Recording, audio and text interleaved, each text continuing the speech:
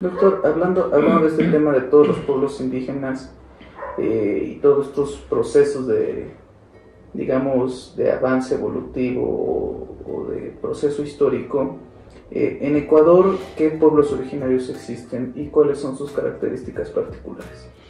Esa es una pregunta muy importante. Desde el contexto histórico, básicamente estos procesos que te comento, nacen a raíz de una pregunta fundamental: ¿quiénes somos nosotros? ¿Somos indígenas? ¿Somos campesinos? ¿Qué somos? Y entonces nos autodefinimos por nacionalidades. ¿Qué es una nacionalidad?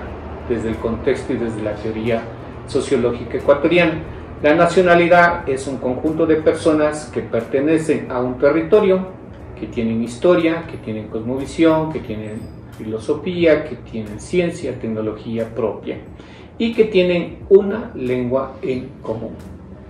En ese sentido, tenemos 14 nacionalidades, es decir, 14 lenguas distintas. En la costa tenemos nosotros 3 lenguas. La primera lengua, tenemos lo que se llama la lengua el Ahuapit, que está en la provincia de Esmeraldas. Luego tenemos la lengua Chapalá, que está en la misma provincia de Esmeraldas. Y tenemos la lengua Siapega en la provincia de Esmeraldas. Y me olvidaba también de una cuarta lengua en la costa, que es el Tzafic, que está en la provincia de Santo Domingo de los Sáchilas. ¿Cuál es el elemento común de las tres? Las 3 lenguas pertenecen a la lengua chibcha o macro chibcha, pero cada uno es una lengua distinta, es un código lingüístico distinto. Es como si hablamos las lenguas romances de Europa, venimos del latín o vienen del latín, está el portugués, francés, italiano, español, catalán, son de la misma mamá, pero son distintas. Lo mismo pasa en estas 4 escuelas, 4 lenguas. En el caso de la zona andina está la lengua quichua. La lengua quichua también es importante analizarla.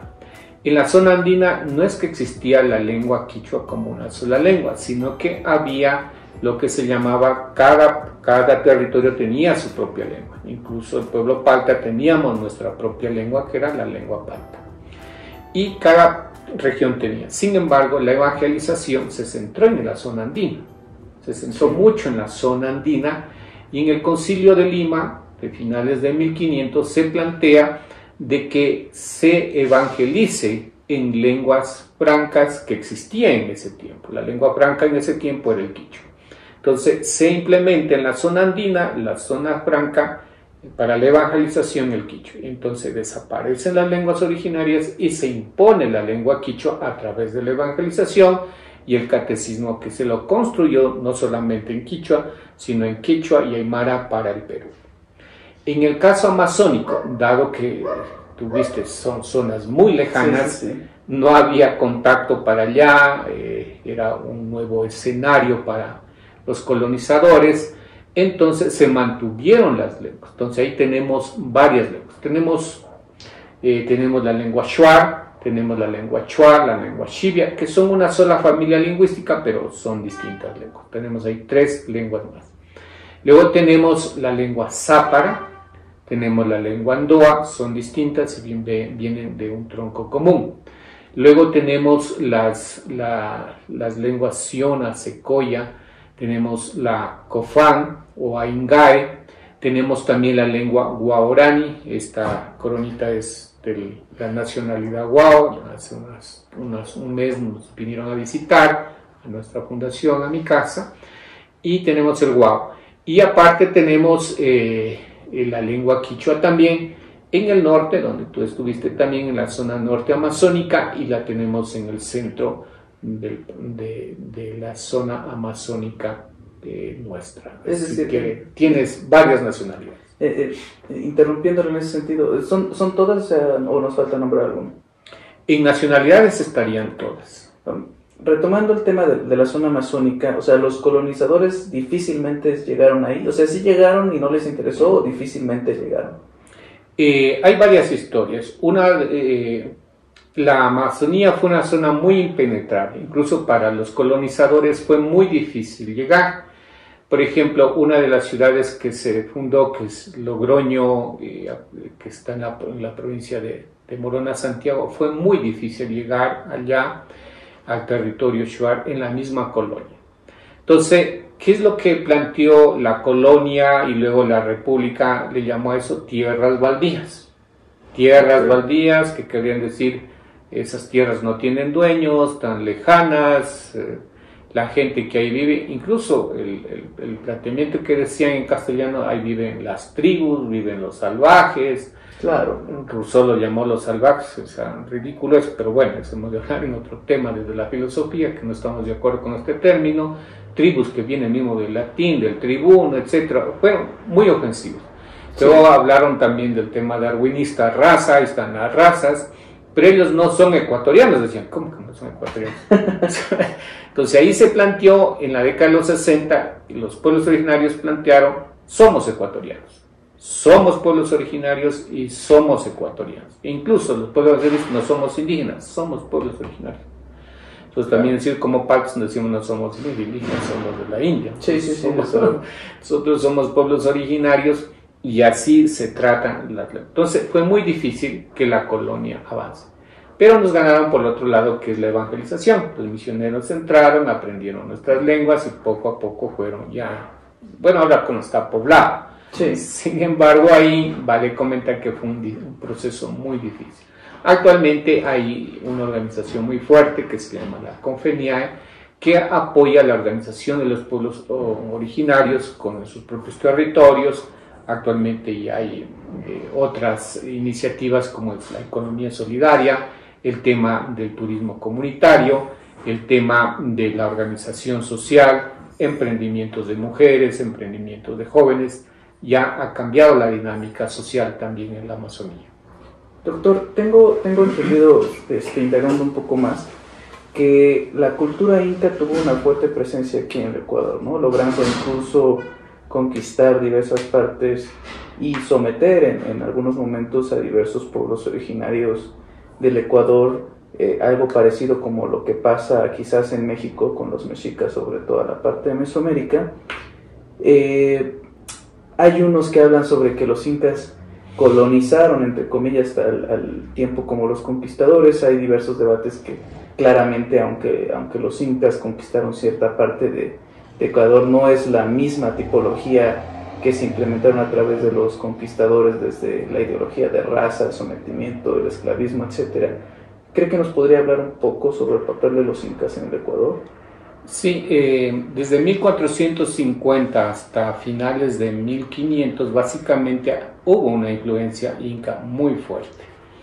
El incario fue otra forma de explotación básicamente, porque fue una imposición de otra forma de existir, otra forma de administrar y otra forma de poder sobre los pueblos originarios. Claro. Yo pertenezco al pueblo Palta y nuestro pueblo fue diezmado. Nosotros, gracias a que hubo una resistencia que se llama estas técnicas de guerrilla, pudimos sobrevivir, pero a la final se arrasaron los pueblos, y cómo lograron el dominio fueron a través de dos estrategias. Una es la guerra, y a través de los mitimaes que traían de pueblos del altiplano, del Perú, los ponían acá y trasladaban a nuestros pueblos hacia todo el Tahuantinsuyo. ¿Qué es el mitimae? El mitimae quiere decir un pueblo, es la colocación de un pueblo en otro territorio. Okay. Entonces, por ejemplo, en el caso de mi provincia de Loja, trajeron a hermanos que se llaman el pueblo Saraguro, desde el Alto Titicaca, dicen algunos, y los implementaron en la provincia de Loja, ¿sí? Y ellos eran un poco afines a Vilcari, entonces podían controlar el territorio. Wow. Y de acá los paltas nos llevaron en cambio a Chile, a Arica. Por eso la zona de Arica, la zona norte de Chile, es rica en el aguacate, en la palta. Y la palta para nosotros originaria nuestra, era nuestra, y luego nos llevaron para allá. Si tú vas a Chile, a la zona rica, eso es rico solamente en aguacate. Parece impresionante su técnica. Entonces, en términos generales, los incas, para evitar revueltas, revoluciones, o la unión de los pueblos, los trasladaban de un lugar a otro y traían a otros y así lo hacíamos. ¡Wow! Perdón. No sé, esa era una técnica y que les sirvió. Y la otra fue el tema de los matrimonios. Okay. Por eso nosotros, como ecuatorianos, yo hablo como ecuatoriano porque si yo estuviera desde la línea peruana, que son líneas también históricas, para nosotros una estrategia que tuvo, por ejemplo, uno de los últimos incas, o el penúltimo, fue el inca Huayna Cápac, que se casa con una princesa Quilago de aquí de Cayambe. Otros dicen que se casó con la princesa Pacha Duchicela del centro del país, de Chimborazo, y nace el Inca Atahualpa, el último inca. Pero lo ven en los grandes canales históricos que Discovery Channel, etcétera, History Channel, ven ahí la historia de Atahualpa también. Entonces muchos le ponen peruano, nosotros con ecuatoriano ponemos ecuatoriano. Entonces se da también esto a través de la estrategia de los matrimonios. Sí. Entonces eso hizo que, por ejemplo, nosotros consideramos a Atahualpa como un inca ecuatoriano. Eso hizo como que nos uniéramos. Okay. ¿Sí? La segunda estrategia, uno los mitimais y la segunda la de los matrimonios. Y para nosotros, ya desde el lado histórico, tú estuviste también en el norte de la zona andina, de Otavalo más al norte está la ciudad de Caranqui. Algunos historiadores dicen que ahí nació Atahualpa o vivió ahí estuvo su padre Huayna Cápac, y por eso toda la zona norte celebra el Inti Raymi como se lo celebra en el Cusco. Claro. Entonces son influencias históricas. Entonces eso ha sido la influencia y ya. Ahora, también el tema es la lengua. La lengua es importante porque nosotros hablamos quichua, no quechua ni aymara. Sí. Se considera que el Inca Huayna Cápac, que nació en el Ecuador, el Inca Huayna Cápac nació en la ciudad de Cuenca, que también te invitamos que conozcas, ¿sí? En la ciudad de Cuenca. Y en la ciudad de Cuenca lo que nace el Inca Huayna Cápac, y la madre del Inca Huayna Cápac, ella pertenecía a un territorio de los chinchas. ¿Quiénes eran los chinchas en el Perú? Los chinchas en el Perú eran los grandes comerciantes, ¿sí? ¿Qué hace Tupac Yupanqui? Se casa con esta ñusta, con esta colla, y él conquista, lo que se dice, o invade nuestros territorios, llega a Cuenca, y ahí nace el Inca Huayna Cápac. Claro. Nace el Inca Huayna Cápac, y el Inca Huayna Cápac aprendió no el quechua, ni el puquina, ni el aymara que hablaba su padre, sino que aprendió de su mamá el quichua. Porque el quichua no es del Ecuador, el quichua es de la zona del Chinchay del Perú. Y el Chinchay y el quichua no es una lengua de la zona andina, es una lengua de la zona de la costa del Perú. Okay. Mira, llegó. Y así llegó acá. Incluso los cronistas dicen que se hablaba en todo el Pacífico, ¿sí? Todo el Pacífico nuestro, se hablaba el quichua como lengua franca, como el inglés. Sí. Porque era una lengua comercial. Sí. Entonces ahí se hablaba. Incluso mi tierra, que está cerca del Perú, tú ves el nombre, Huanchuro, caracol gigante, entre aymara y quichua, Huan gigante, churo, caracol. Entonces tiene toda una relación. Entonces, Huayna Cápac, ¿qué hace? En honor a su madre, así como le pongo en honor a mi madre Huanchuro, él empieza a difundir el quichua, que es una de las teorías, y se queda el quichua aquí y no el quechua. ¿Cuál es la diferencia entre el quichua y el quechua? Son las vocales. Nosotros tenemos 3 vocales, A y U. Cuando hablamos, en cambio, el quechua tiene las 5 vocales. Sí, esa es un poco la diferencia lingüística. Pero históricamente se queda el quichua acá y se difunde acá. Y luego del concilio de Lima, la iglesia toma el quichua de acá y lo impone dentro de las lenguas originarias que había en la zona andina. Ahora, es un dato súper interesante también que quería compartir, es el tema de Atahualpa. Atahualpa, él no le gustaba esta cuestión de imponerse la cultura incaica acá. Okay. ¿Atahualpa quién es? ¿Se nos puede recordar? Sería el último inca nacido acá, según nuestra teoría ecuatoriana. Otros podrán refutarme, el sitio nació en el Perú, que fue ya. Claro. Yo soy muy respetuoso. Pero es importante conocer planteamiento del Inca Atahualpa. El Inca Atahualpa planteaba que cada pueblo hay que respetarlo, y hay que respetarlo en su propia lengua. Incluso muchos cronistas dicen que él era muy multilingüe. Sabía el quechua, sabía el aymara, se educó en el Cusco también, y también sabía el caranqui, porque su infancia vivió en Caranqui, vivió con los jóvenes caranquis que hablaban el caranqui, que algunos estudios, como lo he hecho yo también, es una lengua que se fue perdiendo, pero que pertenecía al chibcha, de las lenguas de la costa que les he comentado. Entonces él sabía, entonces planteaba que esto que se llamaba el Tahuantinsuyo tiene que ser multilingüe. ¿Por qué tiene que ponerse una lengua dominante? Claro. Entonces eran cosas interesantes que planteaba Atahualpa. Otro tema que planteaba es que hay que respetar la diversidad de los pueblos. Cada pueblo tiene su diversidad en sus expresiones, su cultura, etc. ¿Por qué imponer algo que no es de acá?